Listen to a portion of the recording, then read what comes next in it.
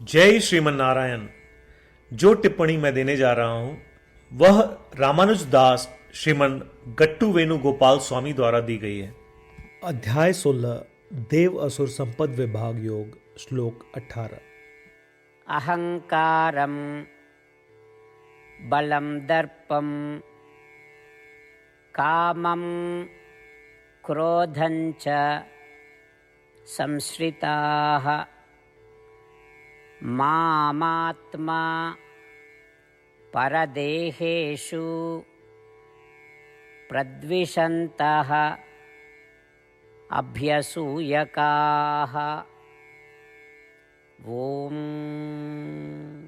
गीताचार्य श्री कृष्ण परमात्मा हम सभी को अर्जुन के साथ देव असुर संपद विभाग योग सिखा रहे हैं। परमात्मा कह रहे हैं, अर्जुन, आसुरी प्रकृति वाले लोग अपने अहंकार, पाशविक बल, कामना और क्रोध से अंधे हो जाते हैं। इन सबसे अंधे होकर लोग मेरे प्रति ईर्ष्या और घृणा तथा गाली के साथ अपना जीवन व्यतीत करते हैं, जो उनके भीतर और सभी प्राणियों में मौजूद है।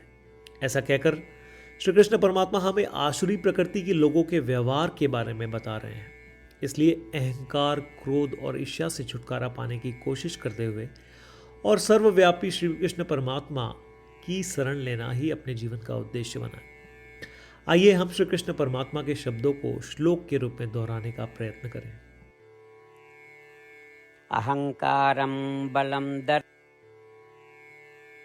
च संश्रिताः मामात्मपरदेहेषु प्रद्विषन्तोऽभ्यसूयकाः। श्रीमद् भगवद गीता का संपूर्ण सार श्री कृष्ण परमात्मा द्वारा अध्याय 18 श्लोक 65 से 70 में 8 कार्य करने के लिए दिया गया है। श्री कृष्ण कहते हैं, मुझे वे लोग पसंद है जो इन 8 बातों का पालन करते हैं। मैं उन भक्तों की हर प्रकार से रक्षा करूंगा। श्री कृष्ण परमात्मा द्वारा बोली गई संपूर्ण भगवद गीता को सुनने के बाद अर्जुन कहते हैं, करिष्ये वचनम तव, जिसका अर्थ है, कृष्ण, मैं वैसा ही करूंगा जैसा आप कहेंगे। यही कारण है कि श्री कृष्ण ने अर्जुन को सभी प्रकार की सफलताएं और जीत प्रदान की है। आइए परमात्मा को वचन दे कि हम इन 8 कर्मों का पालन करेंगे।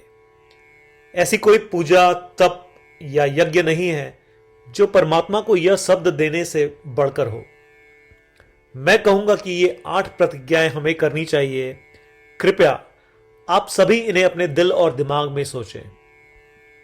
इस प्रकार श्री कृष्ण को अपना वचन देते हुए आइए हम सभी श्री कृष्ण के सुंदर चेहरे को खुशी से चमकते हुए देखें और आनंद का अनुभव करें। जय श्रीमन नारायण। ये है हमारे 8 वचन। हमारा पहला वचन, हे श्रीमन नारायण, जैसा आपने निर्देश दिया मैं हमेशा आपका ध्यान करूंगा और आपके बारे में सोचूंगा। हमारा दूसरा वचन, हे श्रीमन नारायण, जैसा कि आपने सलाह दी मैं हमेशा आपका भक्त रहूंगा। हमारा तीसरा वचन, हे श्रीमन नारायण, मैं अपने सभी कार्य आपकी सेवा के रूप में और आपकी संतुष्टि के लिए करूंगा। हमारा चौथा वचन, हे श्रीमन नारायण, जैसा कि आपने अनुसरण करने के लिए कहा था, मुझे पूरा विश्वास है कि मैं आपका हूं और मैं हमेशा अपने हाथ जोड़ूंगा और आपको नमस्कार करूंगा।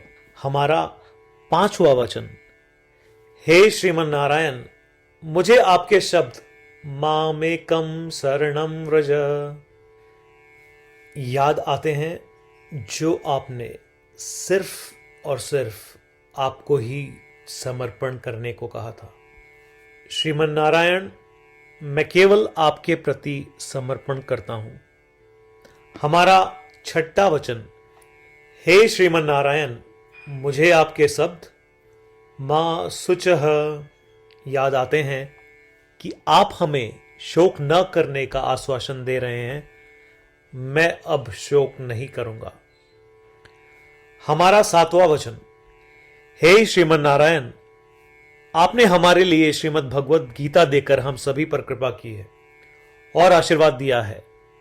मैं कम से कम एक श्लोक पढ़ने या सुनने का वादा करता हूं।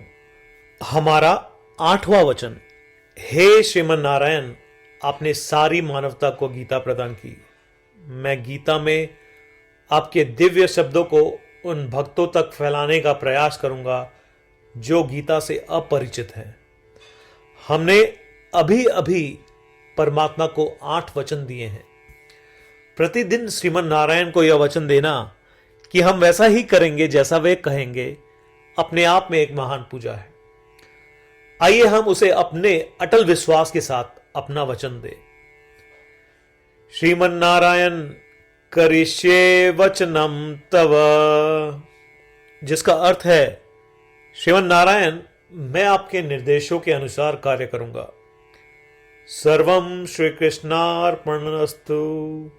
जय श्रीमन नारायण।